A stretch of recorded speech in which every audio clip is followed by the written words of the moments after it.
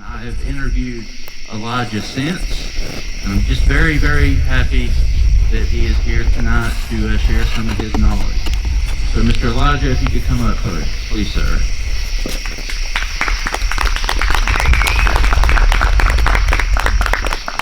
Well, thank y'all very much for coming out here tonight. I appreciate y'all, and Mr. Wayne, I appreciate you too. It's always a good pleasure to talk to you. Now, here's where things get fun. I had a slideshow presentation, and it was really good too, I thought, but I somehow have lost the slideshow on my flash drive. The flash drive is missing, so if y'all will bear with me tonight, I'm going to do it based solely off my script. I got a lot of quotations in here. So hopefully it'll be a good time for y'all. Will be interesting if y'all will just bear with me. And I haven't had a chance to practice it either, so we may be in for a party tonight, y'all. So without further ado, with me getting my paperwork out here, my name is Elijah Henderson. I own and run the Cryptid Studies Institute. We are an organization based out of Clarksville, Tennessee, and we like to frequent areas such as Land Between the Lakes, where we are right now. Dixon County, Indian Mountain, Tennessee, which is really close to here. Really good spot. And our organization has been in operation for many years now, but about 6 or 7 years ago, we began producing documentaries on various cryptid encounters throughout the country, specifically over in Tennessee, East Tennessee, and field investigation videos. And now I travel around investigating, podcasting, and doing public presentations on Bigfoot, Dogman, the Bible, and cryptozoology. And overall, I've been a public speaker since I was around 10 years old, and I gave my first public sermon speaking on the Bible, and I've been public speaking ever since. As a child, I irritated my pastor. I kept asking him, "Can I preach? Will you let me preach?" And eventually it worked, so here we are today. I've been in the cryptid field for longer, actually, since I was about 5 years old. I'm a Seventh-day Adventist Christian, and I love to research and look at cryptozoology through a biblical lens. I believe the Bible is the ultimate acid test for everything, and a lot of cryptozoology actually lines up with information throughout Scripture, so I find that very interesting. My organization was founded by my late father, Johnny Henderson, about 15 or so years ago. And somewhere around 7 years ago, as I mentioned, we dipped our toes into producing videos for YouTube and producing documentaries about Bigfoot, Dogman, and the Beast of LBL. Everyone is fascinated with what is going on with this park. In my personal experience, most of the views that I get on my channel are about the Beast of LBL. They're directly associated with this place, and people seem to be, very interested with what's going on here with the infamous Beast of LBL. And of course, we're going to go into some detail about that mysterious Beast of LBL tonight, and as well as touch on a few other various Bigfoot stories that I think y'all will find interesting. So,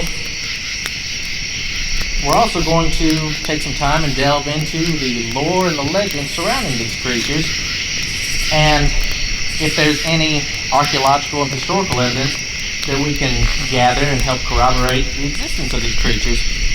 So we got a lot of information to jump into, and so grab your tinfoil hats and let's dive right in.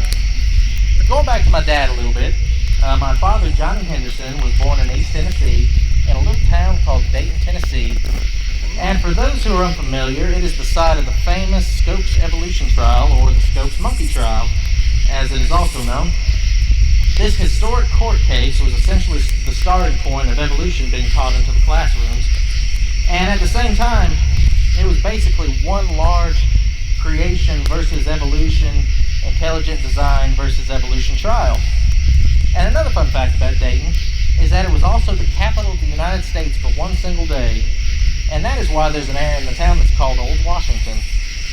Dad grew up all over those hills and those hollers, and was raised hearing stories of large ape men, wild men, and the paranormal that had taken place across the mountain. He had been regaled with stories of large hairy creatures stealing away hogs and frightening creatures looking through the windows of people at night, and even staring at them through the windows and But on certain occasions, he would hear loud and unusual cries coming from the forest.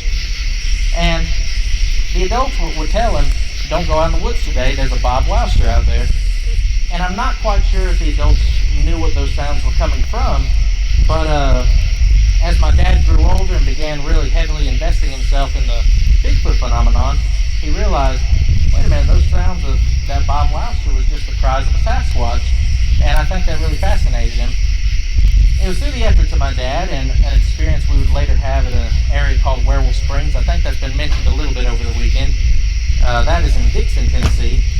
That is why I'm standing before you today, speaking to y'all. I was about 5 years old when we had our experience there in the park, and unfortunately I don't have time this evening to go into that experience, but y'all are welcome to ask me about it after we get done or at some later point. But following that event, we joined into a group called the Chattahoochee Bigfoot Research Organization, and a woman named Mary Green was a big part of that organization. She used to be known as the Tennessee Bigfoot Lady. She was a very popular lady when she was alive. But we began researching with this group and started researching with a good gentleman named Nathan Davis, who owns a group called Chasing Night Shadows. We did research with him off and on through many years, and eventually got into uploading on YouTube, and the rest is history. So, probably what people best know me for is making documentaries and doing research here in Land Between the Lakes. I think that's probably what people know me best for on the beast of LBL. And we're going to do a deep dive on this park and its mysterious beast tonight, along with some of the sightings that have allegedly taken place in this park. Mentioned a Sasquatch sighting or two, and the Dogman sighting. The more tame accounts and the ones that ended up in fatalities for multiple individuals, we're going to talk about that too. But before we dive into the stories from here, I think it'd interest you to hear some of the background of the creatures themselves. And perhaps not all of you are familiar with the subject of Bigfoot and Dogman creatures. I don't know everybody here, so y'all may be very familiar, but we're going to at least talk about what a Dogman is a little bit, in case not everybody's familiar. Now, real quickly, I'd like to see a show of hands. I know y'all are familiar with Bigfoot, but how many people are familiar with the subject of Dogmen and bipedal wolves? I see some hands, but it's very dark. I definitely see Martin Groves back there. So, believe it or not, the subject of wolfmen and bipedal wolf-like creatures goes back for thousands of years. Very, very long time. It isn't anything new that Hollywood came up with for the silver screen. In fact, you'll find that accounts of upright walking canines and Bigfoot-like creatures have been shared for hundreds and hundreds of years. Some people link Bigfoot creatures all the way back to the days of Noah, and tales of werewolf-like creatures actually go back as far as the Epic of Gilgamesh, so that is a very, very long time. It's a strange world, friends. What people look upon as silly, fantasy-type creatures today were things that were very real to people thousands of years ago. Thousands upon thousands of years ago, people were worried about these things. Stories of wild men, dog-headed men, dragons, giant serpents.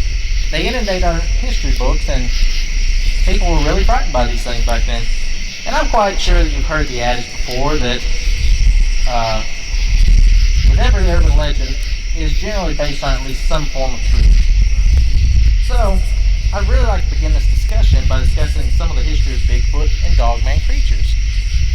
And why don't we begin with the wolf-like beastie that has made this park so famous throughout cryptozoology. The Dogman has rapidly picked up steam throughout this community because hundreds and hundreds of people keep reporting sightings of a creature they can only describe as looking like a werewolf. And that's a rather frightening idea if you think about it. They see it run across roads, they see it eating roadkill alongside the highways and the byways of America, and sometimes people report much more violent encounters with these creatures and describe them as being chased or attacked. In 1936, a gentleman by the name of Mark Shackleman, who was a night watchman at St. Coletta School in Wisconsin, came face to face with a strange beastie that was digging into one of the burial mounds at this school. Upon catching the creature in the act, he noticed it was in a sort of kneeling position, clawing away the soil, and it ran away into the forest. Mr. Shackleman returned the next night at midnight, armed with a flashlight, and sure enough, the wolf creature was here again. And it was clawing at the same earth mound, doing whatever it was doing. He noticed it had a wolf-like appearance until it began to rise on two legs, and then Mr. Shackleman could be certain that this was no ordinary wolf. This was nothing ordinary. This beast had a human-like quality. It was muscular. It bore a muzzle, long nails, shaggy hair, and it had a stench about it that had a terrible odor. And it stood at an estimated height of about 6 feet tall. Mark Shackleman is quoted by his son in Linda Godfrey's book, The Beast of Bray Road, that it was covered with dark or black hair, gave off a bad odor like dead meat, eyes that looked right into me, and it made a sound. It was a 3-syllable growl, low and mean, something like Gadara, with the accent on the second syllable. Mark felt certain that this creature, if it wanted to, it could kill him. It was absolutely within its power if it wanted to. His hair stood up on the back of his neck, and he stood face to face with this mysterious aberration as it growled at him. Mark told his son, "Then I did the only thing I could do. I prayed to God to save me." And it turned and slowly walked away. It looked like it sneered at me. For a long time I stood there. That bad smell hung in the air, and then I said another prayer of thankfulness. I never saw that thing again, or anything even like it. Very fascinating account. And sometimes people report these things digging into graves, and a terrible stench surrounding them. This encounter is considered one of, if not the first, Beast of Bray Road sighting. And I think it goes without saying that everybody's probably heard of the Beast of Bray Road, am I right? Beast of Bray Road is arguably the most famous string of Dogman sightings, and it actually made national headlines because of these sightings taking place in the 1980s and the 1990s. The late Linda Godfrey, who was a wonderful woman if you never got to meet her, she began writing articles on the Beast of Bray Road, and as she dubbed it that name, for the Walworth County Week. And as she received more and more stories on this mysterious creature from witnesses, she began to become convinced that people were in fact seeing something out there along Bray Road. Miss Godfrey relayed a story of a witness she contacted by the name of Lorianne Indrizi, who encountered something most mysterious at the side of Bray Road. When driving home from work late one night, she spied a canine-like creature too large to be a regular dog crouching by the side of the road. A piece of roadkill was in his hand. And quoting Linda from her book, Real Wolfmen, True Counters in Modern America, Indrizi had spied a canine too large to be a dog crouching by the side of Bray Road as she drove home from work late one night in 1989. It was kneeling, she said, as a human would do, and held what looked like a road-killed animal in its paws. Indrizi searched Elkhorn's library for pictures comparable to what she saw, and concluded the closest thing to her memories of the beast's long claws and wolf-like face was an illustration in a 1979 Western publishing book called The Golden Book of the Mysterious. To this day, I believe it was satanic, she said. So, a quick list of sightings from that area of the Beast of Bray Road. We have one. Doris Gibson encountered the creature twice. Once on October 31st, 1991, with the first time being charged at while she checked her vehicle for a flat tire. Very frightening. The second time, she was with a friend who spotted it along the side of the road. Number 2, we got Heather Bowie, who's seen the creature in December 1990. She and some friends were chased halfway home by a large beast that stood on 2 legs, and it looked like a coyote in the face. Number 3, you got David Jetson, a DNR agent who spoke to a woman who encountered a strange, ape-like creature stalking the grounds of her farm. She later called and described that it approached her porch, rattled the screen door, and left a scratch at about 7 feet high, and it then left a large gash in her horse's neck. And number 4, Tom Brichta seen the beast in August 1992 when driving through a thick fog. He thought he hit a mailbox. He backed up the car and realized there was no mailbox. Rather, there was a large creature walking up and reaching out to them. It had a foul, skunky odor, and that is but a few of the encounters from that region of large wolf-like beasts that walk around on 2 legs. And there are more, and if you want to read more about that, I would highly recommend you getting Linda Godfrey's books, The Beast of Bray Road, obviously, and Real Wolfmen, True Encounters in Modern America. Fantastic read. Now, I got a quote from a lady here. This is from some research we did over in Harlan County, Kentucky. When we were doing a Crypticon up there, we interviewed a couple of people. And this is about a dogman sighting she had up there, and I think y'all will find this very interesting. My uncle's friend, her name is Evelyn, lives up in a place around here called Smith. And now she says that they come into her yard, that they push her vehicles down the driveway and stuff. They stand, they got like the human kind of like body covered in hair. They stand up straight, but they have the Anubis feet, like the 3 toes. From the way that they described it, it was about 6 or 7 feet tall, muscular, you know what I'm saying? And they said the head was like a German Shepherd, is the way that they described it. The only other story I know is my papa. They lived in an area up that way, too, called Bob's Creek. And he lived in a house kind of down the little valley, and something would come up on his porch all the time.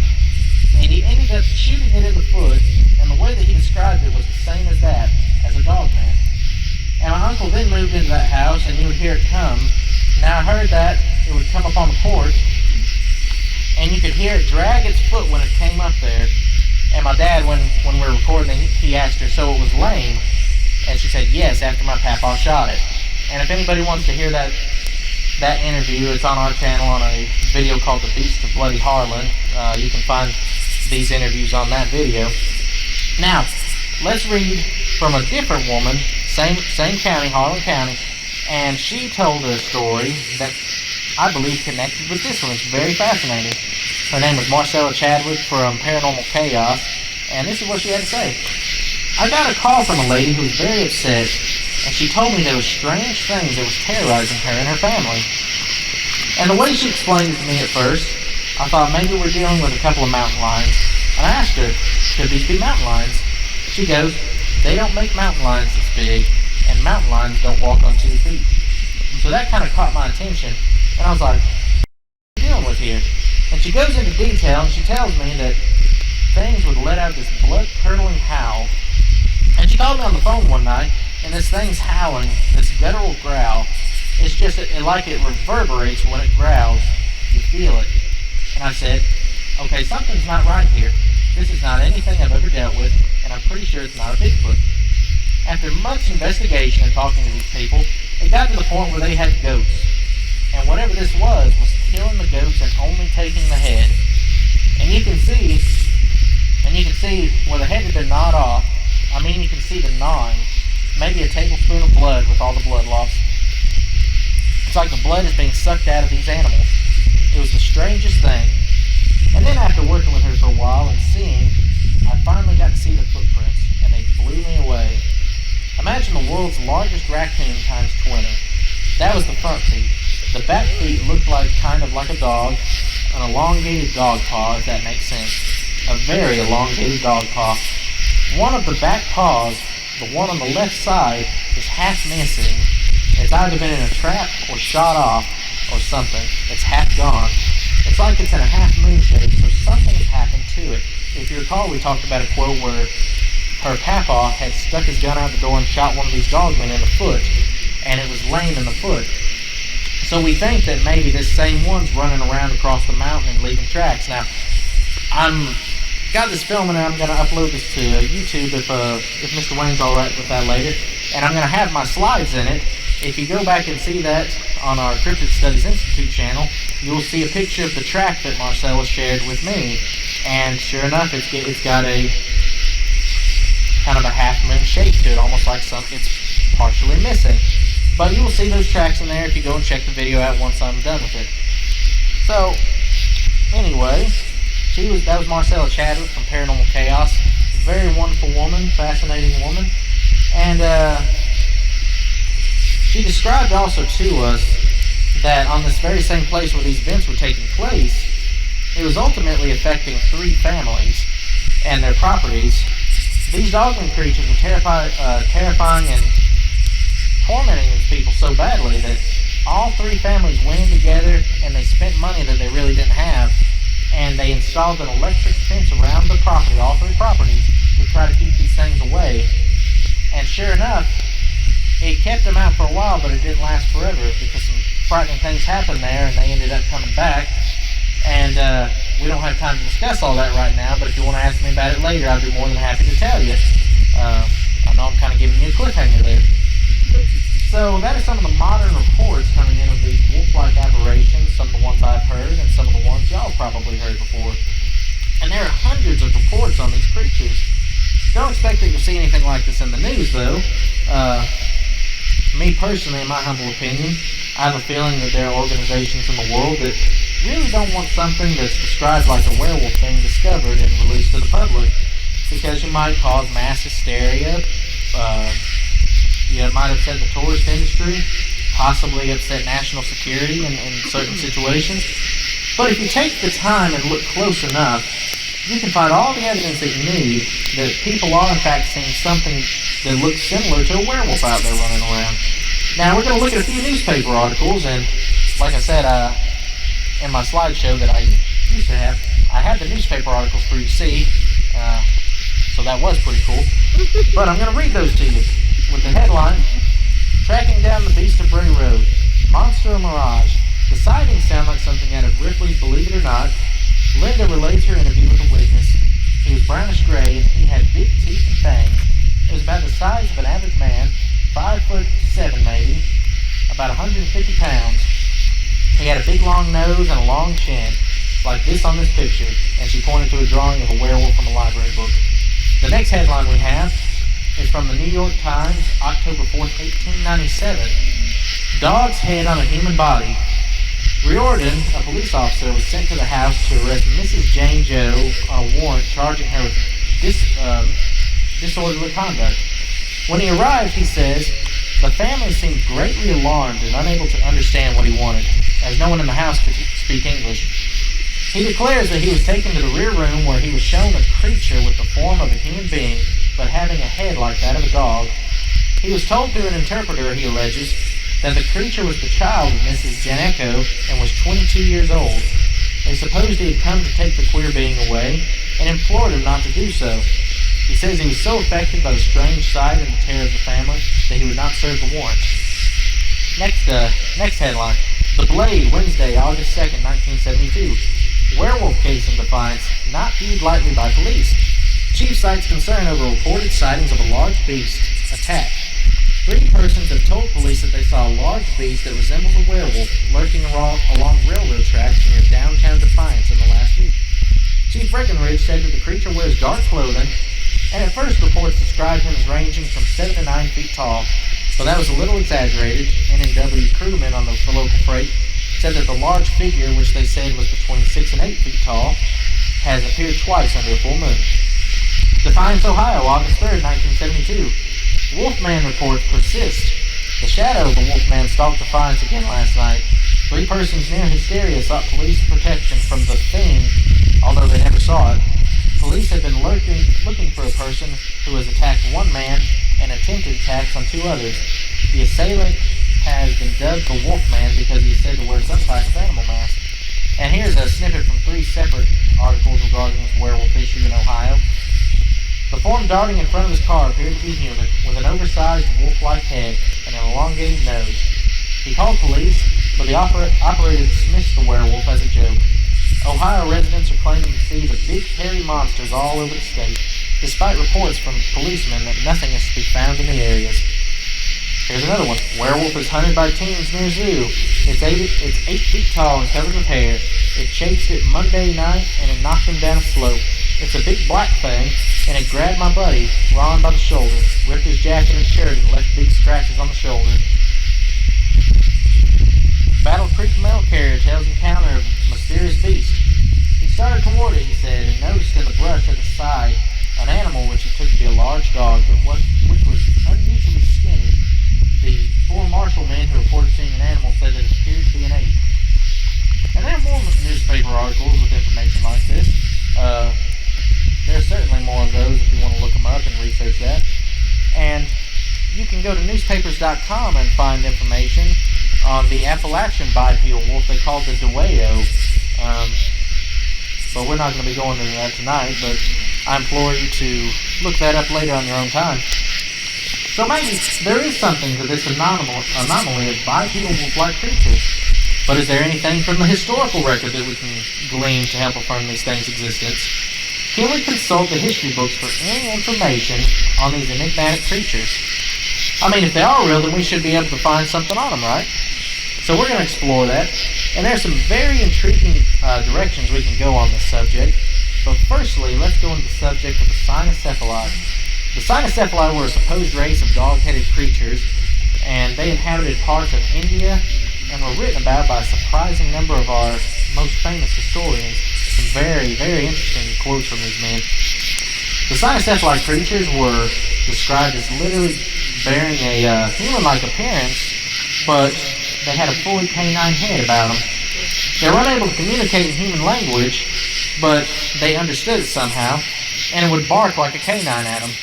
These creatures are said to be very fierce creatures, but they had their own conduct, and if I'm not mistaken, even an early church father theorized whether or not they had a soul and could be saved, and if they were human enough, should we be spreading the gospel to them?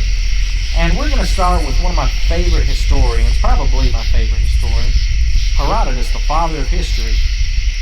This country and the rest of Libya, which is towards the west, is both much more frequented by wild beasts and much more thickly wooded than the country of the nomads. For whereas the part of Libya which is situated towards the east, where the nomads dwell, is low-lying and sandy up to the river Triton, that which succeeds it towards the west, the country of those who till the soil, is exceedingly mountainous and thickly wooded and full of wild beasts. For in the land of these are found both the monstrous serpent and the lion and the elephant, and bears and venomous snakes and horned asses, besides the dog-headed men. And another translation of this says, here too are the dog-faced creatures. It's interesting to note that Herodotus, to my knowledge, is either the first or the second earliest historical mention we have of these cynocephali creatures. So let's follow this up with a quote from the Roman naturalist Pliny the Elder. On many of the mountains again there is a tribe of men who have the heads of dogs, and they clothe themselves with the skins of wild beasts. Instead of speaking, they bark, and furnished with claws, they live by hunting and catching birds. According to the stories given by Theseus, the number of these people is more than 120,000. So Pliny the Elder describes ancient creatures as a tribe of men bearing the heads of dogs. They bark, they have claws, they hunt, and he said that the Greek physician Theseus claimed that there was a number of cynocephali reaching heights of over 120,000. And that sounds like an extravagant number to me personally, but who can say? I wasn't alive back then. That would be a stretch to say I was alive back then. And Theseus, he was a Greek physician, and he wrote on the customs of Persia and India, and based on his own experiences working under the court of Persian King Artaxerxes II. We're going to look at a quote of what he had to say on the subject. On these, the Indian mountains, there live men with the head of dogs, whose clothing is the skin of wild beasts. They speak no language, but bark like dogs, and in this manner make themselves understood by each other. Their teeth are larger than those of dogs.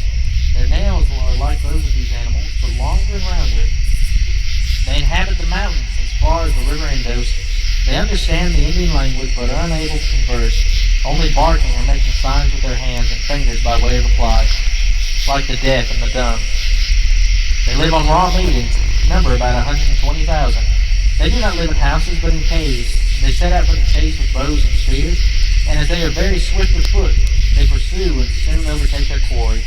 All, both men and women, have tails above their hips like dogs, but longer and more hairy. It's a far cry from our modern dogman sightings, but it's certainly similar. Men with the head of dogs, they speak no languages, but they bark. Teeth larger than dogs, long nails, claws, they live in caves, they're swift of foot, and they have tails. And that certainly sounds like a description of a modern dogman as we know it. But if by some chance these historical records describe the real creature, then what happened to cause these dog-headed men to sort of devolve into the brute beasts that we're seeing today? Is this an explanation for the dogman phenomenon?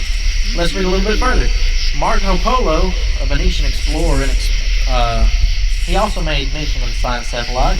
He wrote, "In the land of Lofo land, which is near the great Khan's dominions, there are men who have the head of dogs and the bodies of men. They are said to be very fierce and to live by hunting. Angamanane is a very large island.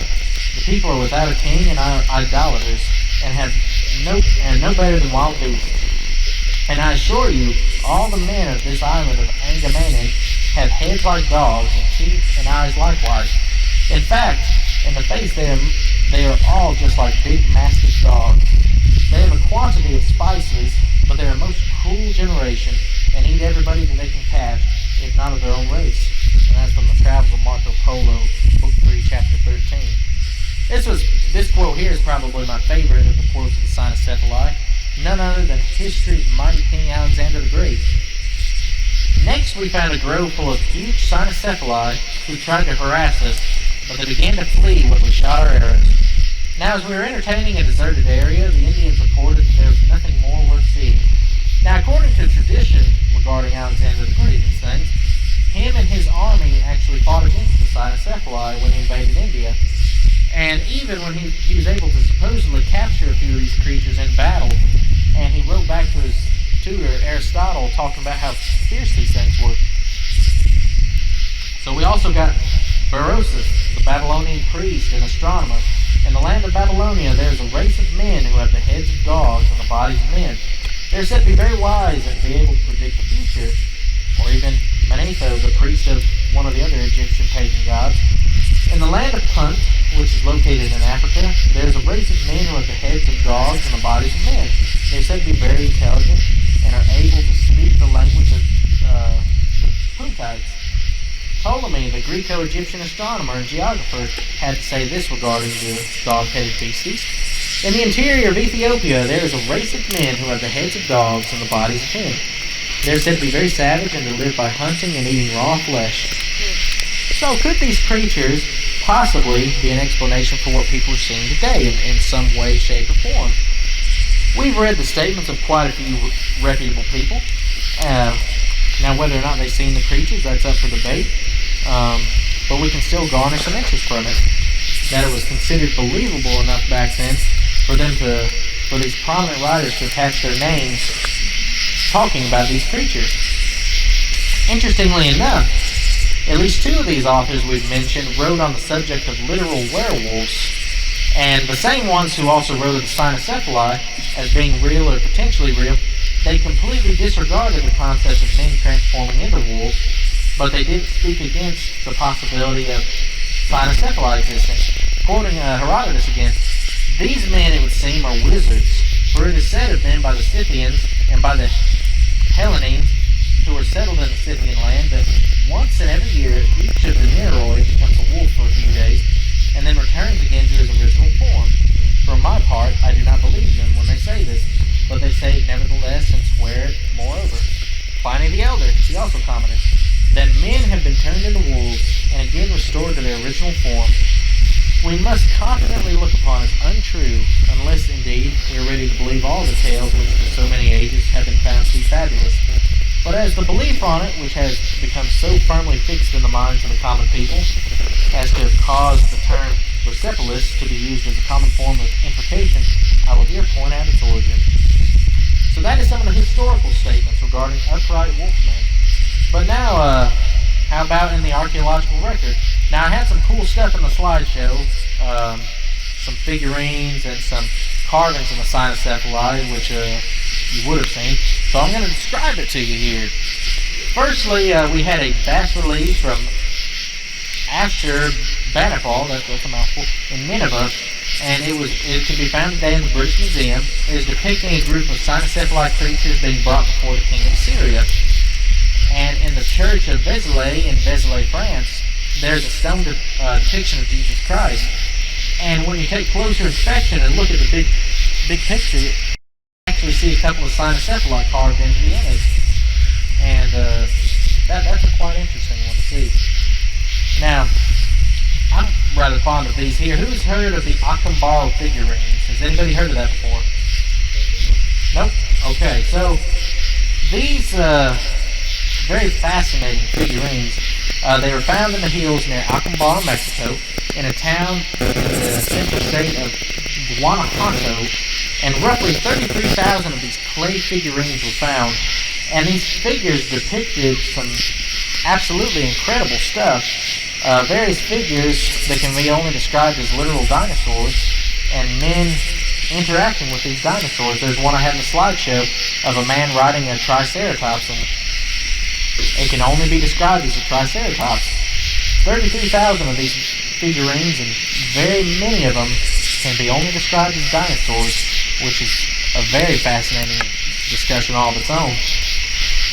I'm deeply into biblical creation science and intelligent design, so I find this very intriguing as it fits perfectly into the biblical narrative, because the general consensus is that man never interacted with dinosaurs, and if they did, it would cast a sickly pallor over the theory of evolution.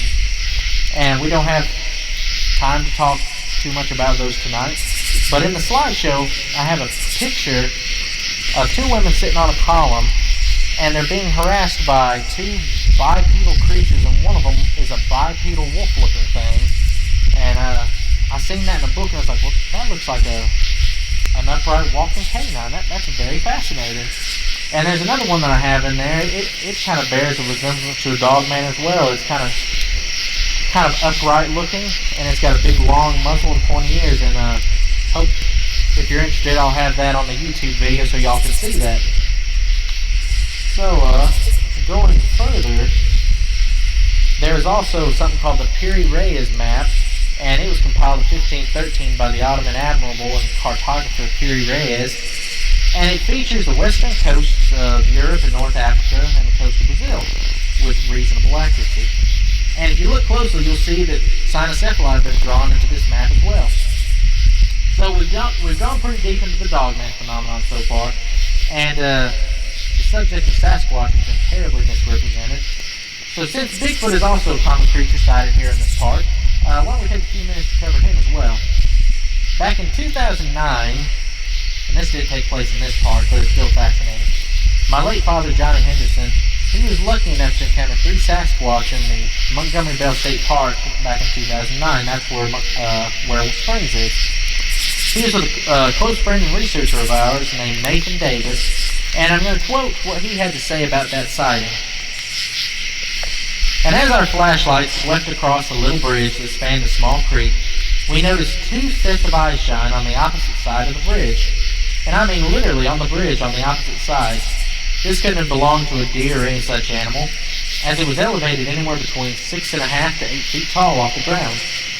As we walked closer to the little bridge to get a better look, we saw 2 very tall, upright, bipedal shapes mulling around on the bridge, and periodically they would cross left to right or right to left on their side of the bridge. And as we watched them, we noticed another one of them standing underneath the bridge, watching as well. To me, from my perspective, I perceived it to be smaller and have always believed it was a young one. And if anybody's interested in seeing that video on my channel, it's called Stalked by Sasquatch. He tells his whole story and I narrate that. And I always thought it was interesting. He always described those creatures on the bridge. He said it looked like a couple of Chewbacca's walking on top of the bridge. So I always thought that was kind of interesting. And that was Montgomery Bell State Park, roughly an hour or so away from this park. If you ever get the chance to go, I highly recommend it. Beautiful park. And if you bear with me, I'd like to read you a historical horror story that was more than likely a Sasquatch attack. And where do we get this story from? It comes from the 1893 book, The Wilderness Hunter, written by none other than President Theodore Roosevelt. And is anybody aware of that story? I'm sure a few of you are. Maybe not. And this is a long quote, so I'm going to try to get through it quickly because we're kind of pressed for time. But I highly recommend you read the whole chapter on this because it's a very, very fascinating read. While Bauman was making Ray's supper, it being already dark, his companion began to examine the tracks more closely, and soon took a brand from the fire to follow them up, where the intruder had walked across a game trail after leaving the camp. When the brand flickered out, he turned and took another, repeating his inspection of the footprints very closely. Coming back to the fire, he stood by a minute or two, peering out into the darkness and suddenly remembered, Bauman, that bear's been walking on 2 legs. Bauman laughed at this, but his partner insisted that he was right, and upon again examining the tracks of the torch, they certainly did seem to be made by but 2 paws or feet. However, it was too dark to make sure. After discussing whether the footprints could be possibly those of a human being, and coming to the conclusion that they could not be, the 2 men rolled up in their blankets and went to sleep under the lean-to. At midnight, Bauman was awakened by some noise and sat up in his blankets. As he did so, his nostrils were struck by a strong wild beast odor, and he caught the loom of a great body in the darkness at the mouth of the lean-to. Grasping his rifle, he fired at the great body in the darkness at the mouth of the lean-to, at the vague threatening shadow, but must have missed, for immediately afterwards he heard the smashing of the underwood as the thing, whatever it was, rushed off into the impenetrable blackness of the forest in the night. After this the men slept but little, sitting up by the rekindled fire, for they heard nothing more. In the morning they started out to look at the few traps they had set the previous evening, and put out new ones. By an unspoken agreement they kept together all day and returned to camp towards evening. On nearing it, they saw, hardly to their astonishment, that the lean-to had again been torn down. The visitor of the preceding day had returned, and in wanton malice had tossed about their camp kit bedding and destroyed the shanty. The ground was marked up by its tracks, and on leaving the camp it had gone along the soft earth by the brook. The footprints were plain as if it were on snow, and after a careful scrutiny of the trail, it certainly did seem as if, whatever this thing was, it had walked off on but 2 legs. The men, thoroughly uneasy, gathered a great heap of dead logs and kept up a roaring fire throughout the night, one or the other sitting on guard most of the time. About midnight, the thing came down through the forest opposite across the brook and stayed there on the hillside for nearly an hour. They could hear the branches crackle as it moved about, and several times it uttered a harsh, grating, long-drawn moan, a peculiar, sinister sound, yet it did not venture near the fire.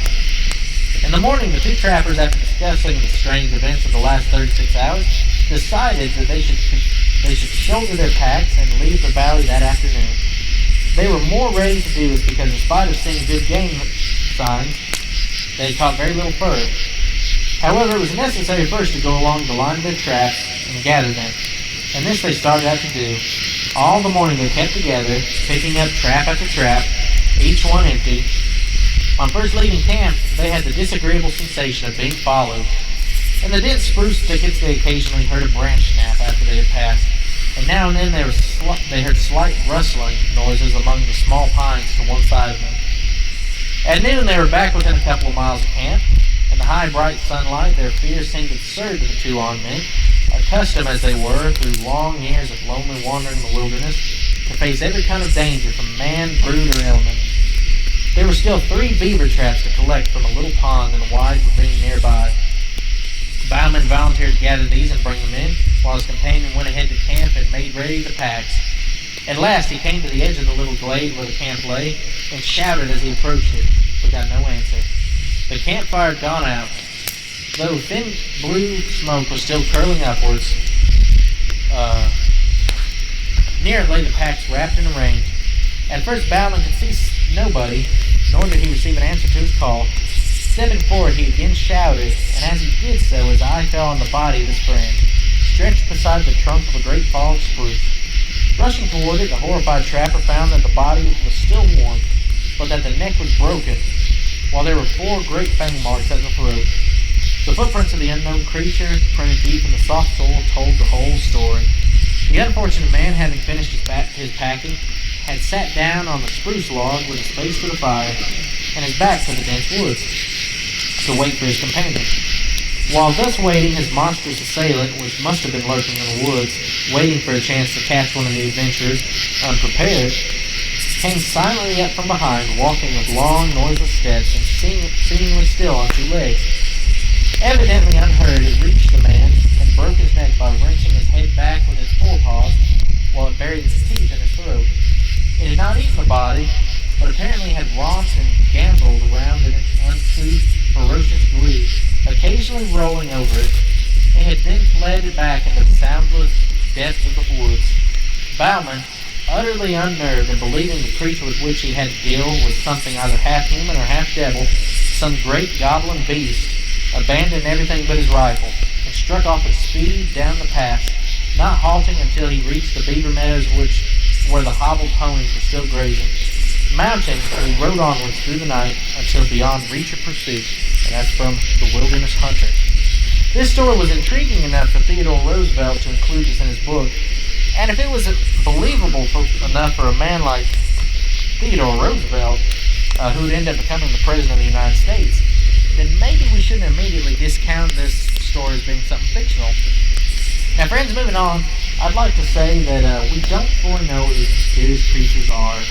Bigfoot, Dogman, etc. We just don't know. And if anybody tells you that they know 100%, then you should wonder how they came to that conclusion and how they have that information. Because we don't have any bodies to go off of for scientific evidence, and sightings haven't become concrete enough to convince most scientists to invest their time in this research. There are many, many directions to which people can take in the pursuit of explaining these mystery beasts. Some people believe it is only one of these. Others believe that there are multiple things going on. When it comes to cryptid creatures, most people will convey that they believe it can be explained by one or multiple of these realities. Number one, Nephilim creatures, a genetic hybrid of an angel and a human. Number two, some sort of a physical creature that is undocumented. 3, an alien entity or some sort of extraterrestrial. 4, an interdimensional being. 5, a demonic spiritual being, a fallen angel. 6, people hallucinating. 7, sensationalism. 8, Native American shapeshifter. 9, a literal werewolf or a were creature. Number 10, a shapeshifter through witchcraft. 11, government creatures created in the laboratory. And 12, crazy wild people in the woods. And that's a lot of information to take in 30 seconds. Wouldn't you agree? As you can see, people have a lot of theories as to what people are seeing out in the woods. And honestly, I don't think I covered every one of these category beliefs here in this list, everything that people believe. But that's quite a wide list of what people do believe. In my humble personal opinion, I think you have 2 to 3 things going on all at the same time. I'm personally of the persuasion that you have A, physical creatures that are not documented in the fossil record. B, possibly strange things that the government has produced in some far-off laboratory. And C, which is possibly the easiest of these theories to explain, is the reality of demon spirits, which are nothing more than fallen angels, appearing to people in the form of these creatures and these beings, for whatever end goal they have, to confuse, to deceive, whichever. And we're going to go down this rabbit hole just a little bit. I've got some interesting stuff for y'all. And I'm going to explain why I feel this way, in hopefully a reasonable amount of time. But it is my hope that you'll find this information fascinating at the very least. I'm going to begin with why I believe I'm of the persuasion that some of these things are real physical creatures running around in the woods and not some sort of spiritual thing that people are seeing. Starting with the fact that we find juvenile reports of these creatures, Bigfoot and Dogman.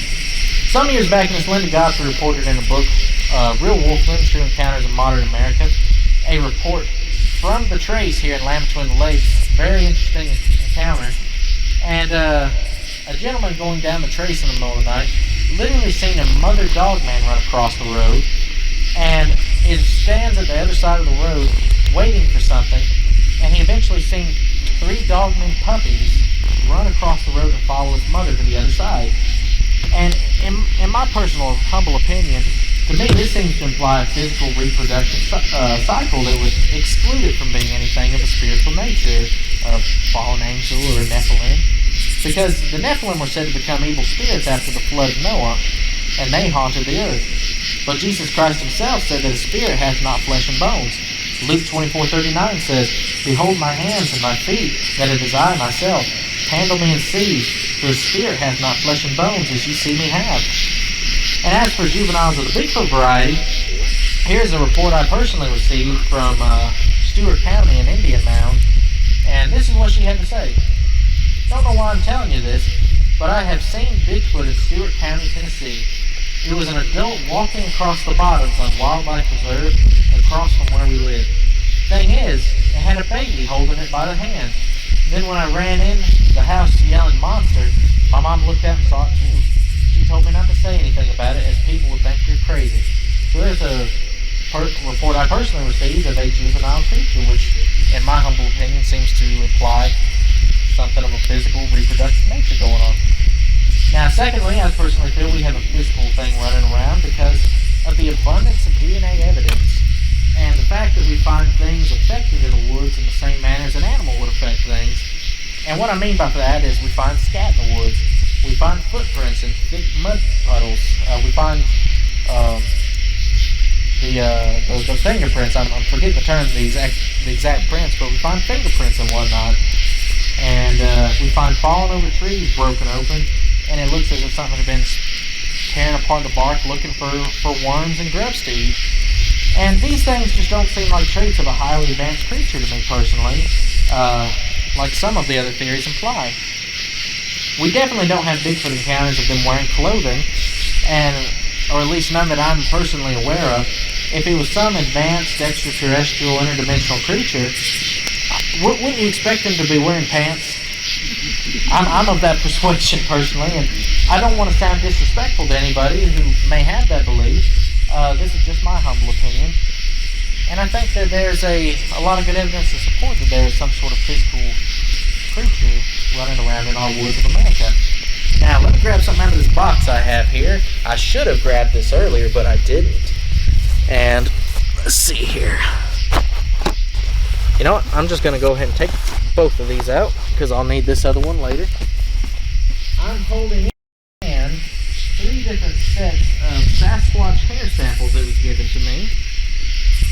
I'm going to get it out to show y'all. I can show y'all this better later, but these 3 little pink bags here all have 3 different sets of Sasquatch hair samples, and these came back from the laboratory analyzed as undocumented primate. These were given to me by Mrs. Mary Green, the Tennessee Bigfoot lady that we talked to earlier. And if y'all would like to see this later, I'd be happy to, pull them out of the case and show y'all the hairs that's inside of it. She was a very famous woman. She did a lot of work over in East Tennessee, over in Standing Stone State Park. I know a few of y'all are familiar with that area. And she worked with the Chattahoochee Bigfoot Research Organization. Had some interesting research down there. And you can probably find some of that today still. She wrote the book 50 Years of Bigfoot, if anybody's aware of that book, the Janice Carter case. But yes, they were tested and they came back from the laboratory as undocumented primate. Now friends, I'd like to take this things in a somewhat different direction, but it will all serve to illustrate the point that I'm trying to make, that I personally believe they're physical, undocumented upright canines and bipedal apes roaming around the forest of North America. Now, I'm going to introduce you to a fascinating figure from history.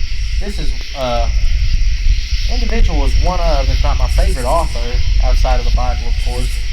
And I've been wanting to speak about this person for a very long time, and I'm finally getting an opportunity to, in one way or another. It is a woman from the 1800s who is known as Ellen G. White, and she was a little old woman from the mid-1800s to the early 1900s. And a couple of sentences in her writings may just shed some light on the puzzle we have called Bigfoot and Dogman.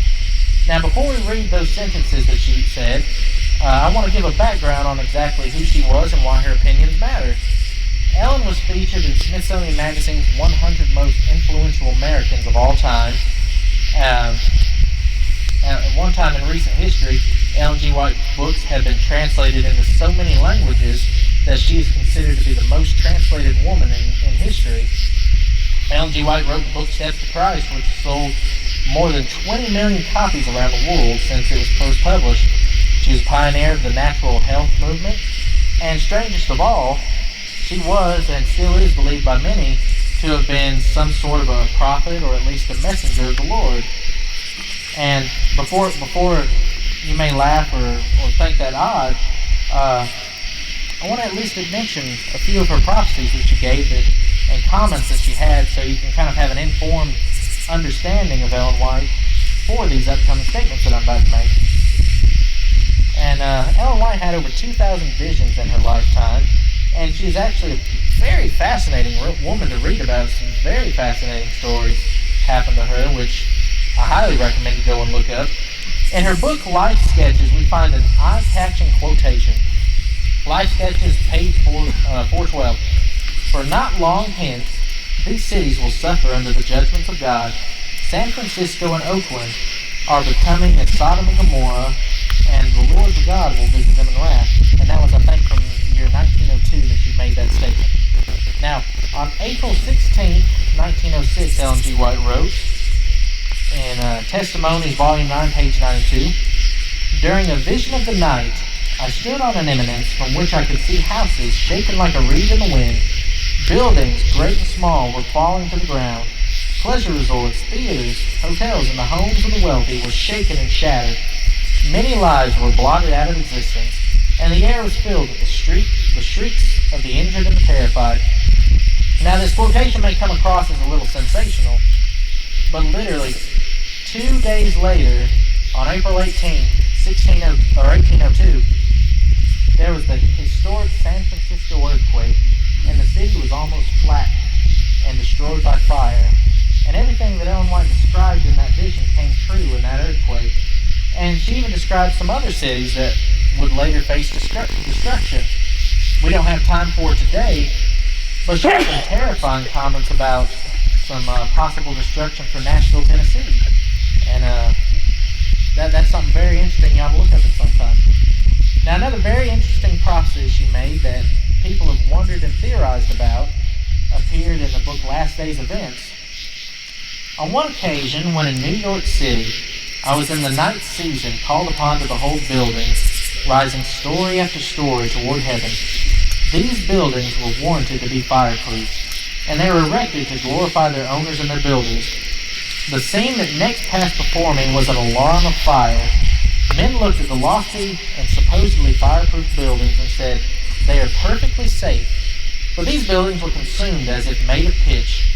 The fire engines could do nothing to stay the destruction. The firemen were unable to operate the engines. Ellen White had this vision in late 1901. Now, at the time that Ellen White made this statement, most standard buildings went only up to about 6 or 7 stories high, and your tallest buildings in New York were below 30 stories. This was at a time when they didn't quite have the technology to make the big giant skyscrapers that we see today. And to put this in perspective, this sounds oddly familiar to the attack on the Twin Towers. The Twin Towers were 115 stories high, and Miss Ellen White mentioned that many people said that they are perfectly safe. And did you know that after the first plane struck on 9/11, many people were told to go back to the second building, that everything was perfectly fine and everything was under control? Now, I'm going to do a very quick analysis on comparisons to what she said and what actually took place. She said skyscrapers were built in New York City. In 1973, until their destruction in 2001, the Twin Towers were the tallest buildings in New York City. Number 2, these buildings would be considered fireproof.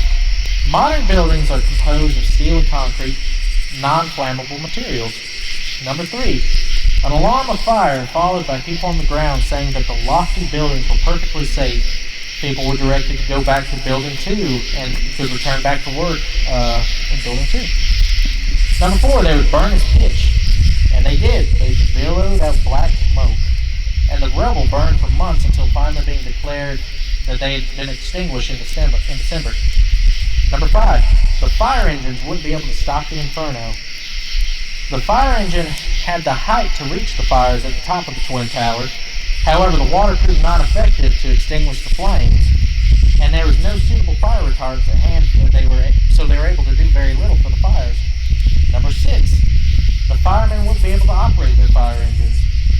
And so what happened, their engines weren't able to be used to fight this type of fire. And furthermore, when the towers fell, over 100 fire department engines became permanently inoperable. Number 7, the buildings would fall. The four tallest buildings of the World Trade Center fell, including buildings 1, 2, 3, and 7. And number 8, the fearfulness of it all would be unimaginable. The 9/11 disaster was one of the most shocking things to ever hit this country, and we're still talking about it today. It was that shocking and horrifying.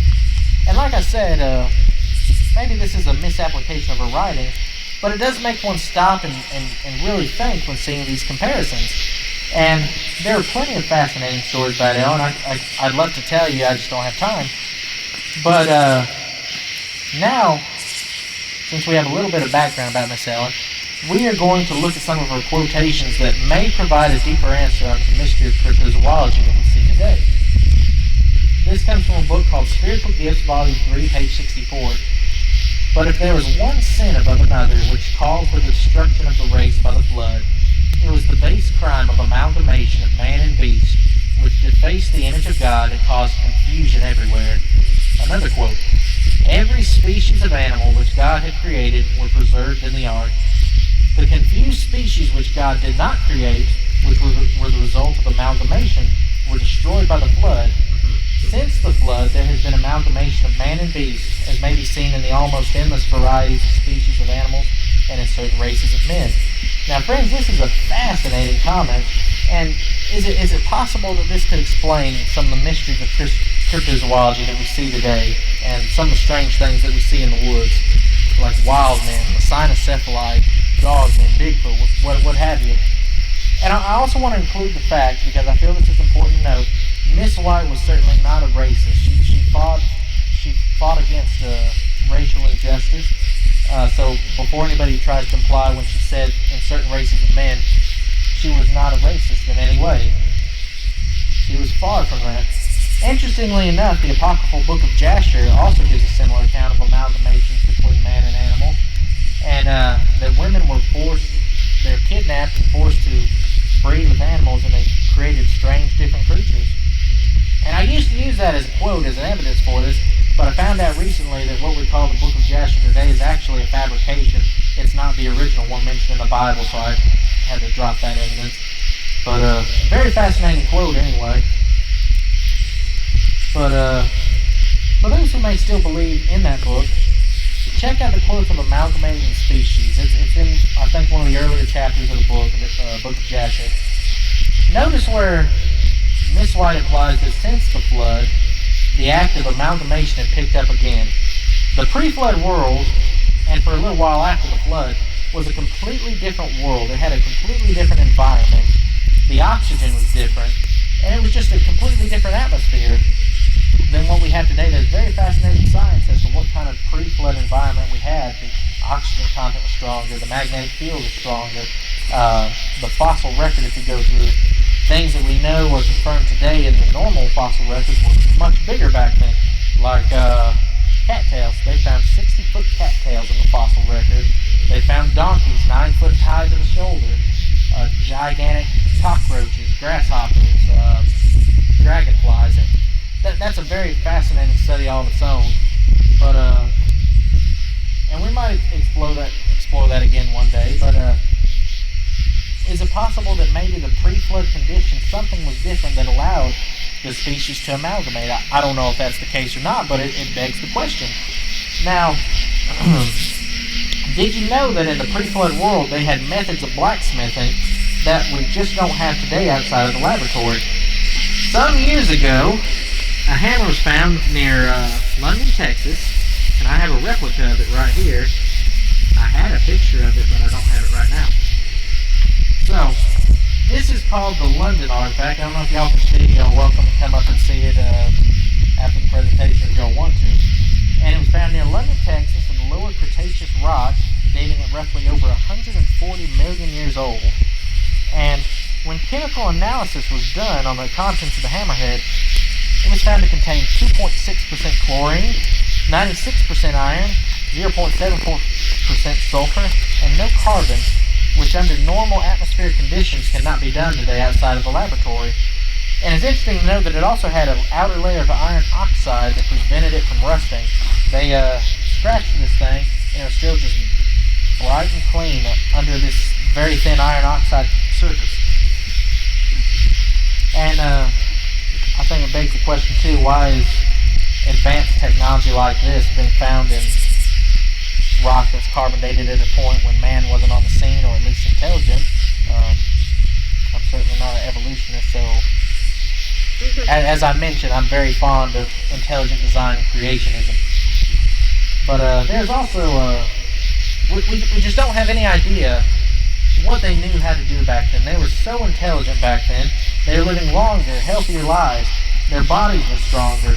They would have had just incredibly powerful minds. Now imagine having almost 900 years to perfect your craft in whatever you were doing, and you would have been just amazing. Nikola Tesla was an absolute legend, probably the smartest scientist of all time. He invented things that could have catapulted society into a society like the Jetsons. Now, as intelligent as he was, imagine if he had 900 years to perfect what he knew. It would have been just unfathomable. Adam lived 930 years old, and Methuselah lived 969 years old. Now here's a question for you. Who was the oldest man that ever lived? Methuselah? So that's a trick question. If you said Methuselah, you're technically right, because he's the oldest man that ever died. Enoch is the oldest man who ever lived, because he's still, as the Bible tells us, he's still alive. Now, is it possible that one time or another, it was possible for man and animal to amalgamate into strange creatures? I find it interesting that in the Levitical laws, it says when a person was found lying with a beast, they had to kill both the individual and the creature. Leviticus 20, verses 16 and 18 says, "And if a man lie with a beast, he shall surely be put to death, and he shall slay the beast.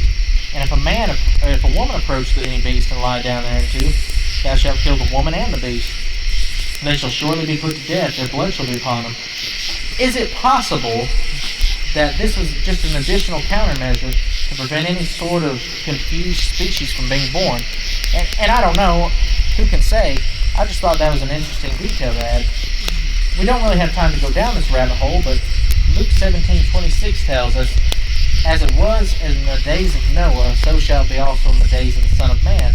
Now consider for a moment some of the peculiar genetic alterations happening in our day and in our time.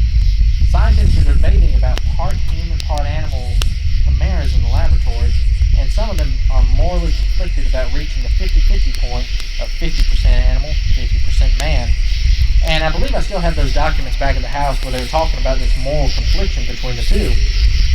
Joseph Stalin was deeply interested in producing humanities to use as soldiers.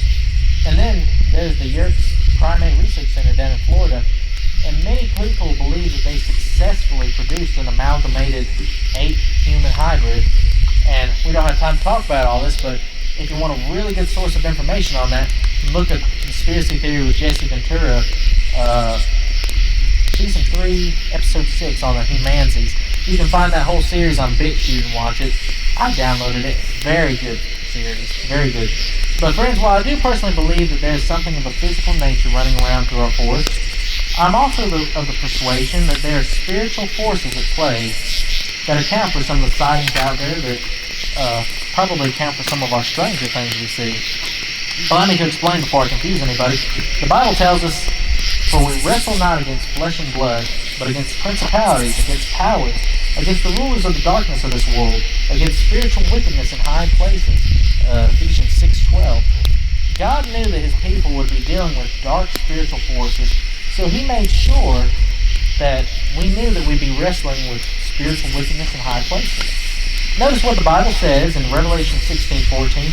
"For they are spirits of devils working miracles, which go to the kings of the earth and of the whole world to gather them to the battle of that great day of God Almighty." So we know that in the latter days, there will be an abundance of spiritual forces working miracles, deceiving the whole world. And I believe that some of your stranger sightings can probably be counted as some sort of a mass spiritual deception going on. And we're going to take a few minutes to explore that before we start wrapping this up with our stories from Land Between the Lakes, where we're at right now. And let me begin by asking, how many people have heard of the Bell Witch haunting? Yep. Very, very many of y'all. And there's a reason I'm bringing this up.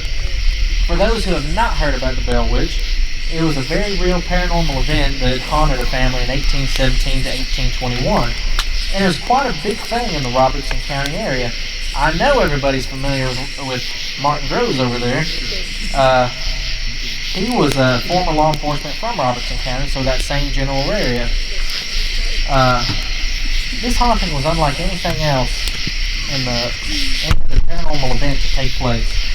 And it is regarded as the only documented case of a demon spirit taking the life of a human being. The spirit, when it appeared in the home of John Bell and his family, it began appearing initially in the form of strange animals. And before it started making sounds outside the cabin, then the sounds moved into the cabin, then the sounds turned into choking and gurgles, and eventually the spirit gained a voice, and when it started speaking, it didn't stop speaking, it wouldn't shut up at that point, until it finally departed from the family late in, at some point in 1821, I believe is the early portion of the year. It tormented the family, it belittled them, it beat the children, specifically the daughter of the family, Bessie Bell, and it eventually took credit for poisoning the patriarch of the family, John Bell, and killing him. I feel the Bell Witch haunting was an important story in history on account of the fact that even though it was a self-proclaimed demon spirit, it confirmed there was a God, a Jesus Christ, and it even said there was a Satan, just as the scriptures say. It was aware of God's law and man's obligation to keep those laws. It debated scripture back and forth with the preachers in town, and it directly said that when you die, you don't return back to the earth, which is perfectly in line with scripture. That is confirmation from a demon spirit that ghosts are not the spirits of the dead, which is a much more frightening reality if you really think about that. That people are seeing something out there that are professing to be departed loved ones. We're told in Job 7, verses 9 through 10, as the cloud disappears and vanishes away, so he who goes down to the grave does not come up. He shall never return to his house, nor shall his place know him anymore. Now, certain comments from the witch you have to be careful of, because it was a known trickster.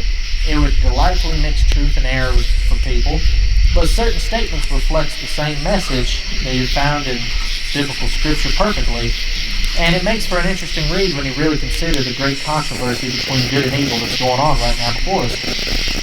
But the main reason we're trying to point out here is, and why we're even commenting on this spirit, is the fact that it could visually appear in the form of unusual animals. It had that ability. Quoting from the authenticated history of the Bell Witch, page 25, Drew Bell observed a very large fowl, which he supposed to be a wild turkey, as it perched upon the fence and ran in the house for a gun to kill it. As he approached within shooting distance, the bird flapped its wings and sailed off. And then he was mystified in discovering that it was not a turkey, but some unknown bird of extraordinary size. Another quote from the original book on the subject. Old Mr. Bell told my father, also John Johnson and others, that the first unaccountable object that attracted his attention was a large, strange-looking animal resembling a dog. He walked out to the field to see if the fodder was ripe enough to gather. Before starting, he cleaned his gun and loaded it to shoot squirrels and rabbits around the field. About the middle of the field, he said, he discovered the animal sitting in the road, looking intently at him. He approached nearer to it, and the dog, as he thought it was, did not move, which surprised him, and he then concluded to shoot it. At the fire of the gun, the strange-looking creature ran, and as soon as it moved, he discovered that it was an uncommon animal, and knew there was no dog in the county like it. However, this circumstance was without significance, and it was forgotten until later developments connected it with other affairs. What preeminated this haunting was the appearance of these peculiar animals. A large canine that John couldn't recognize, an uncommon animal he professed, and then the bird of extraordinary size, and at least in one variation of the story, it was told that it had, instead of a layer of feathers, a layer of hair covering its body. And here's another testimony from one of John's farmhands. It's very frightening. Next time I went by the woodpile and took an axe on my shoulder, and going along up the lane, I saw that same black dog with two heads and both mouths open and grinning at me. He was showing his big white teeth. I sort of stopped, I did. Then says I, in the name of the Lord, what's that? Authenticated History of the Bell Witch, page 223. And we're going to pause on the Bell Witch spirit, having read these important quotes. because there's another gentleman that I'd like to introduce. I want to reference his name is Gabriel Escobar. And what makes him so special, I only found out about him recently, very fascinating. He was raised in a high-ranking organization of demon spirit worshippers and Lucifer worshippers. He later became Christian, by the way. I just want to throw that in there. They conducted a lot of their business out of Angola, Africa, and from a youth he was raised in the philosophy and the customs of the kingdom of darkness. In other words, he was about as knee-deep into the occult as you could go. He was well acquainted with demon spirits, and they would appear before him and speak directly with him. But sometimes they would transform and appear as other things, and they would cause people to see things that was not actually there. Quoting from him from the book Rescued from the Kingdom of Darkness, they would transfigure into children of any age, and sometimes, like animals, we would roam together in the beautiful state of the Katoa River in the endless beautiful landscape, page 44. I was silently learning from the spirits as they communicated with me through various forms and manifestations. They took on human shapes, animals, and even forms of beings unknown in this world. Page 59. According to Gabriel, these demon spirits would take on various different shapes, be it other children, animals, and even beings unknown in this world, whatever that means. And that's a very interesting statement to read. Let's read on. His grandfather, who was also a high-ranking occultist, he made the statement that when he would die, a lion would appear and would roar, announcing his death. And sure enough, that happened. This is what he had to say. 6 days after his death, as my grandfather Bingo had said, one of the spirits that was with him transformed into a lion and roared loudly. All those in the neighborhood and nearby workplaces witnessed the lion's roar. What is especially interesting, or at least to me, is that some of the abilities that the spirits manifested in deceiving the senses and making something appear that was not actually there, he goes into detail on the ways that demon spirits impersonated the dead and how they would help cover up certain sacrifices made by members of the occult, so that individuals of the town would not be able to discern what they were actually up to and what had actually happened. Quoting from page 42, beyond being bought with money or other resources, the slaves were also acquired from those who had made pacts with the spirits but didn't comply with the rules. People who sold their relatives didn't want other family members or friends or neighbors to realize the situation, so they asked the spirits to manipulate everyone's vision to make them believe that the person was dead. That process that the spirits carried out in the vision of normal people is called optical illusion. They killed an animal or an object of their choice was used, depending on the moment and the need. The chosen animal or object for that action was presented to all those who were present and knew the personality or physical structure of the person within that geographical state. The person who was sold to live as a slave elsewhere was replaced by the animal or object. All people collectively and individually could see the dead person in various forms, according to the circumstances. Then everyone would come and mourn for this beloved dead being, and the animal or object would be buried as if it were that person. The hidden world is very dark and terrible. There, the most precious good, life, is not respected.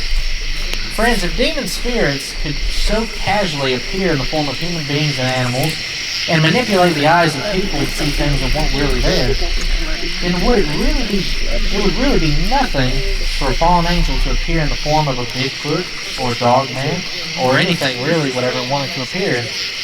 People are swearing up and down that they're seeing some really strange things out there today, and I don't believe that every one of those people are liars. I don't think that's possible. So what are they seeing? Well, sometimes I think they're seeing an honest-to-God creature, something very real, and that would generally be your more tame encounters, like I seen something run across the road. I know multiple people who have had very tame, very basic encounters with cryptid creatures, but as far as your more elaborate, your terrifying encounters with unnaturally evil and intelligent beings, well, you might be dealing with some sort of a spiritual interloper there. Friends, we could talk about the subject for a very long time, but we're going to close on this subject with a frightening encounter recorded by Linda Godfrey in her book Monsters Among Us. In April 2015, Linda was approached by someone with an alarming encounter dating back to 1992 in which a woman, by all accounts, transformed into some large bipedal wolf beast in the middle of the church during service. I'll now quote Linda. Our minister had just wrapped up his ending and had closed the sermon and had left the podium to go sit with his wife and family. For him to do that, he had to walk past this woman. As he grabbed his Bible and his papers, he stepped down off the stage and proceeded toward her when all of a sudden she stood up, let out a blood-curdling scream, and began to literally contort her head and body. Now, I never believed in such things, but on that day, right then, I saw the real thing take place, as did my wife and everyone else who was in that morning service. As she contorted, suddenly she just changed into a hideous creature. I mean, she just transformed into this huge beastly creature similar to what people might call a wolf, but it actually wasn't. This creature that came out of her was quite large. It stood on hind legs and roared a roar that would have made a lion cower. It had fur. It had legs like the Pan creature of Greek and Roman mythology, long teeth and very long claws, and its growling and screaming echoed in every corner of the church from ceiling to floor. The bottom part of the legs were thin, more like a deer's, and they ended in cloven hooves. It also seemed to emit a foul odor that reminded him of sulfur. He said, as it stood there looking at the church people, we knew that this thing was evil. It appeared mad. It appeared very angry, frenzied as if it were in a protective state. The first to react to this roaring creature was the minister. He stopped and held out his hand, said Ken. He said, Satan, you have no authority here. That's just when she really growled, and she began to pant as if debating fight or flight. This thing just stood there for what seemed like the longest time. And then one of the ushers, Tom, walked up behind it and grabbed it and took it down onto the pew. 4 other ushers came up then and helped Tom out. There was an enormous scream, and just as fast as it had reared up when it came, it was now gone in an instant. Tom was half lying, half sitting there in the pew with this woman in his lap almost. The woman had returned to her normal appearance, including clothing, said Ken. The group of ushers then half carried, half dragged the unresisting woman into another room. She looked dazed, said Ken. I have a feeling that was an understatement. As for Monsters Among Us, Linda Godfrey, page 60 through 63, and in the slideshow there is a drawing that I include that he made of this, and it literally looks like a werewolf with cloven hooves, and it's quite something to see. Disturbingly, after this incident, they began to experience paranormal activity in that church. And so, friends, what was this incident? I have no doubt that this was something of a demonic nature, allowing this crowd of roughly 225 members to see it. Do I believe that this woman legitimately transformed? No, I personally do not. But it would not be difficult for some sort of fallen angel, demon spirit, to make it appear that something large and frightening had appeared in the room, that this woman had physically transformed. Notice that when the ushers tackled it, the beast form disappeared, almost as if it was an optical illusion, and they had just ruined the effect, so to speak. And for those who may automatically assume that just because it was in the middle of the church, that nothing evil could manifest there, I can personally confirm that this is not always the case, because sometime during the 90s, my dad, along with other members of my church, encountered a man who was literally possessed by demon spirits. I understand that sounds sensational, but it definitely occurred, and if you want to ask me about that later outside of this presentation, you're more than welcome to. And like I said, we can talk about these things, these very subjects, for hours and hours, but we're not going to. But as my time is running very short, I would like to transition to the stories from the very land that we're standing on, Land Between the Lakes. Land Between the Lakes, or LBL for short, is the largest inland peninsula in America. It spans over 170,000 square acres, and as you can clearly see, there's forest for miles and miles all around us. And LBL came into being as an experimental recreational location in 1963 under the then President John F. Kennedy, and was operated by the Tennessee Valley Authority, but now it is governed by the USDA. More than 800 families were displaced in the creation of this national recreation area, leaving many individuals filled with bitterness and rancor in their hearts. This land is very popular, not just for recreation or camping in the outdoors, but a mysterious creature that haunts the land in the woods. Occasionally it makes itself known to those unlucky enough to be in its vicinity. This creature is none other than the beast of LBL, and that is why we're all here, I reckon. It is believed by many to be a dogman, just like we've been discussing. Given its physical description, matches that of other upright walking canines. What separates the beast of LBL from most other encounters is that the beast in this park has an alleged history of violence and has been accused many times of killing campers throughout the years. In our line of research, we have found somewhere between 15 to 19 individuals that have came up either dead or disappeared or came up missing mysterious in the park in connection some way to these creatures. Rumors persist that the park itself has been guilty of covering up some of these deaths and disappearances, and while I certainly am not accusing, I do believe it may be true. We'll begin with a story that really thrust this beast into the limelight, and if truth be told, this particular story is why the beast is so popular today, because it was a ghastly story that resulted in the death of fatalities of 4 members of the family.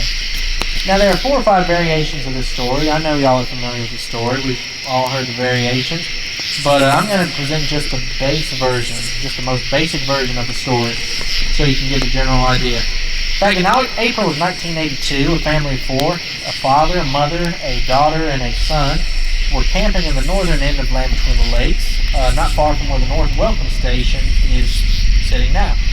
They were doing some camping out of an RV or full long travel trailer, and as evening settled in,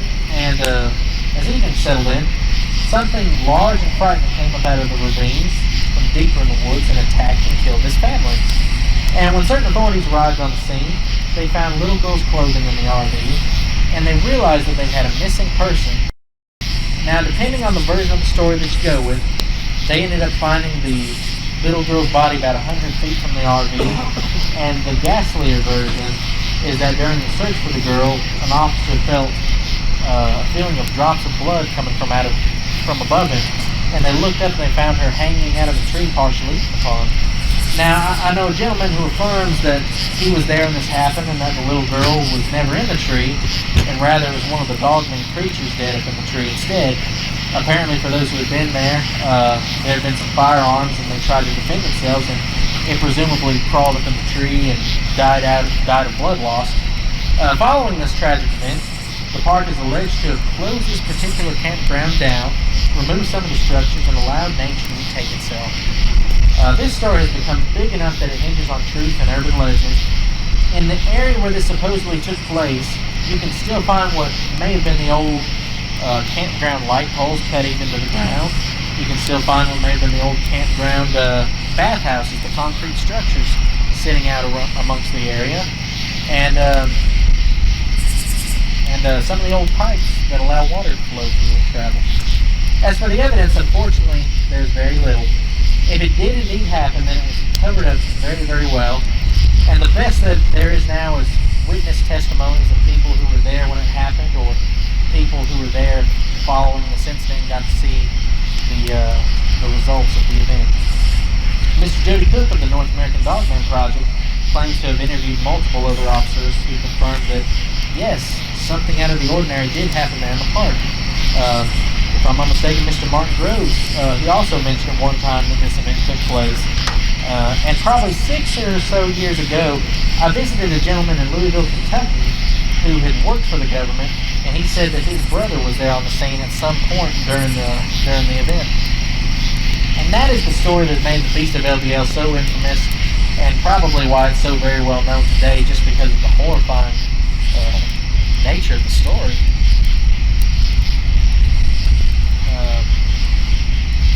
A friend of mine was attacked. I interviewed this gentleman about a year or so back, and you may find this quotation very interesting. This took place around the Mumbers Bay area. A friend of mine was attacked by something in the Mumbers Bay while he was riding his boat around the bay late one night. Here's a quote from him regarding that attack. It was like a dull roar, very, very low pitch. As we kept going down the bank, you could hear something, and it sounded like it was coming down a hill. And it was getting louder the closer it would get. As we got into the opening of the little cove, whatever it was, it started running, and you could hear it. It was big. It was definitely on 2 feet. And I just sort of took the rod and put it over to my side and stepped on the trolling motor to move down the bank a little bit. And something come into the water. I don't know if something was thrown or what happened, but something hit the water. And I took off down the bank. As I started going down the bank, I was like, no, this ain't for me. I jumped off the trolling motor, went back to the back of the boat, started the boat, and cut out towards the middle of the lake. And that's when this thing, you could see it. You could see it. It was on the bank. It was probably about 6 to 7 feet tall, skinny body, but it had a big head. And it let out this ungodly roar / howl. It was in the water probably 50 to 75 yards away from us on a point, and that was the end of it. Had I went on down the bank, I don't think that I would be here telling you this story. And if anybody wants to hear that interview, we interviewed him on our channel, Terrifying Encounter in LBL, and it's in Mr. Martin Grove's third book, if I'm not mistaken. Isn't that right, Martin? All right. So there's multiple places you can check that story out. Some years back, a park official found some evidence that an upright canine creature may have abducted and even killed some people backwoods camping. He came upon a camping site that was in an area where people generally aren't allowed to be camping. And when he came up close and approached the area, he stopped and he found an empty tent with a big slash running down it as if it had been cut with a razor, and a trail of blood leading off into the forest, along with multiple large canine tracks dotting the soil around the site. And that was somewhere on the Supernaturalist channel, if you can re-find it. That was a very interesting story. In this area, you'll sometimes find abandoned and destroyed campsites. Helmet Holler found one some years ago, and it was either ripped up or cut up way out in the woods with nobody around. About 4 years ago, some park tourists found a campsite abandoned at Boswell Landing, and shortly after posting it to the Exploring LBL group on Facebook, it was cleaned up as if nothing ever happened. A quick rapid-fire timeline of events of sightings from this park you might find interesting. The 1970s. Jan Thompson and her cousins are pursued and attacked by a giant wolf-like creature that tried to break into their home to get them. 1973. A group of college kids are chased and pursued by a large bipedal wolf-like creature. 1979. A couple of campers are allegedly killed by a massive wolf-like creature with facial features similar to a hyena as a witness helplessly watches. 1982. A family of 4 is reportedly killed by a massive wolf creature. 1984. A couple is terrified by a bipedal wolf beast at Hotel California. 1980s or possibly 2001. A bow hunter's death is tied to the beast of LBL. 1991. A family on a campout is attacked and pursued by a creature described as a werewolf. 2002. 3 men camping are attacked and chased by an upright canine that is said to look like a werewolf. The creature starts out on 2 legs and gives chase on 4 legs. 2016. A camper sees a bipedal wolf in his camping area. 2017. 2 more campers are alleged to come up missing under mysterious circumstances. 2019. We ourselves had a run-in with something of a frightening nature, and you can hear all about that in our Dark Hollow Nightmare Nugget video.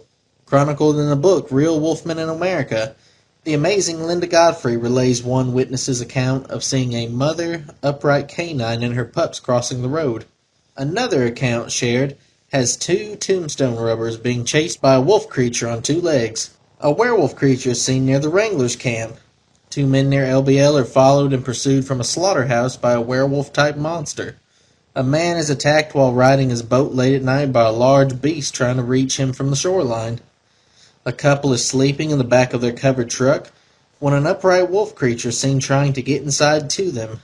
And there are certainly more encounters, but I've kept you here long enough already. The night is settling in, friends. So when you go out tonight to try to research this creature, please be careful. Pray before you go out, and just keep your eyes and your mind on task. There are plenty of dangers here other than Bigfoot or Dogman. There are plenty of venomous snakes. I personally seen my first rattlesnake here just a couple of weeks ago. There are wild boar, coyotes, red wolves, and believe it or not, people have been seeing bears here recently, and I'm sure there are large cats stalking the woods as well. It's a dangerous park depending on where you go, and I just ask that you be careful. I've already mentioned to you multiple times about my dad, Johnny Henderson, and it was his personal dream to come down here and see the infamous Dogman creature. He would tell people how much he needed to see it, and he was constantly listening to eyewitness encounters and other stories about Dogman or the Beast of LBL. My dad passed away almost 4 years ago from a battle with COVID-19, and unfortunately he will never again have the opportunity to come down here to look for the beast. I kid you not when I say that the beast of LBL was one of, if not the last thing ever on his lips, because his nurse, who was a friend of our family, told me that he was telling one of the nurses shortly before he passed, "When I get out of here, I'm going to catch that dang beast." He was ambitious, friends, and he had a dream that sadly was unfulfilled.